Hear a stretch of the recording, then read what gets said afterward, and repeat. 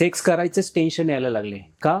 कारण ना हा टायमिंग कमी झालाय. म्हणजे सेक्स करताना आहे ना आता 1 ते 2 मिनिटातच फिनिश होते. तर मित्रांनो, हा जो काही अर्ली इजॅक्युलेशनचा प्रॉब्लेम आहे याला सायकोलॉजिकल, मानसिक आणि फिजिकल पण कारण असतात, की जिथं थायरॉइडचा प्रॉब्लेम असेल किंवा सेरोटोनिन हार्मोन, हॅपी हार्मोन्स कमी असेल, तुम्ही खूप दुःखी आहात किंवा एखादं इन्फेक्शन आहे, प्रोस्टेटचा प्रॉब्लेम आहे सपोज, हार्डनेस कमी आहे आणि हार्डनेस कमी असल्यामुळे मनात भीती असते की जर मी आता फास्ट नाही केलं तर माझं मग इरेक्शन हार्डनेस निघून जाईल, म्हणून तुम्ही फास्ट करता आणि 1 मिनिटाच्या आत उरकून टाकता. मग याच्यामुळे ना तुमचं समाधान आहे ना पार्टनरचं. अजून जी कारणं आहेत, पॉर्न ॲडिक्शन. आता तुम्हाला लपून छपून पॉर्न बघायची सवय लागलेली असेल आणि बाकीचे घरात असताना आपण कुठेतरी कोपऱ्यात 1 मिनिटात तुम्ही ते मास्टरबेशन करून उरकून टाकता आणि मग तीच सवय तुम्हाला सेक्स मध्ये राहते की ते उरकून टाकायचं. किंवा काहींना ओव्हर सेन्सिटिव्हिटी असते, ती जागा जितकी सेन्सिटिव्ह आहे, नुसतं जवळ गेलं फोरप्ले झाला तरी त्या सेन्सिटिव्हिटीमुळे त्यांचं इजॅक्युलेशन होऊन जातं. मग ही जी काही आहे ओव्हर थिंकिंग ह्या गोष्टीचं, की आता माझं दरवेळेस खूपच लवकर होतंय, तुम्हाला ते करायचीच भीती वाटायला लागते आणि त्याच्यामुळे प्रॉब्लेम अजून वाढायला लागतो. ऍडेड कारण म्हटली तर लाईफस्टाईल इश्यू,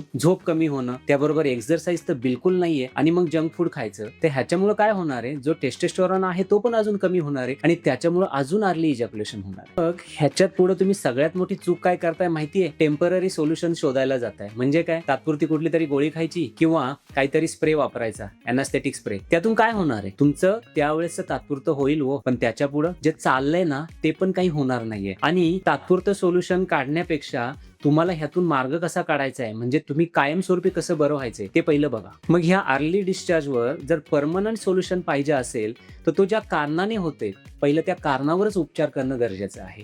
आणि त्याबरोबर हा जर टायमिंग नॅचरली जर वाढवायचा असेल ना तर त्याच्यामध्ये तुमचा ब्रीदिंग कंट्रोल खूप जास्त महत्वाचा आहे. त्याबरोबर पॉर्न कंट्रोल सुद्धा, कारण हे तर सगळ्यात मोठं कारण आहे सध्याच्या काळामध्ये. त्याबरोबर हेल्दी लाईफस्टाईल पण तितकंच महत्वाचं आहे. चांगली झोप घेणं महत्वाचं आहे. नो स्मोकिंग, नो अल्कोहोल आणि त्याबरोबर पेल्विक फ्लोअर एक्सरसाइज, ज्याच्यामध्ये आपण म्हणतो केगल एक्सरसाइज. तर त्याच्यामुळे हा जो पेल्विक फ्लोअरचा मसल आहे त्याची फ्लेक्झिबिलिटी चांगली वाढते. तर म्हणून अर्ली डिस्चार्जसाठी हे सगळं करून सुद्धा जर सॉल्व्ह होत नसेल तर आपल्याकडे त्या ठिकाणी नॅचरल ट्रीटमेंट, आयुर्वेदिक मेडिसिन, पी शॉर्ट थेरपी ह्याचाही चांगला फायदा होतो आणि त्याबरोबर आम्ही काउन्सिलिंग पण करतो. तर मग मित्रांनो, असा काही प्रॉब्लेम तुमचा अर्ली डिस्चार्जचा असेल तर नक्कीच तुम्ही आम्हाला केअर फॉर कपल्सला व्हिजिट करू शकता.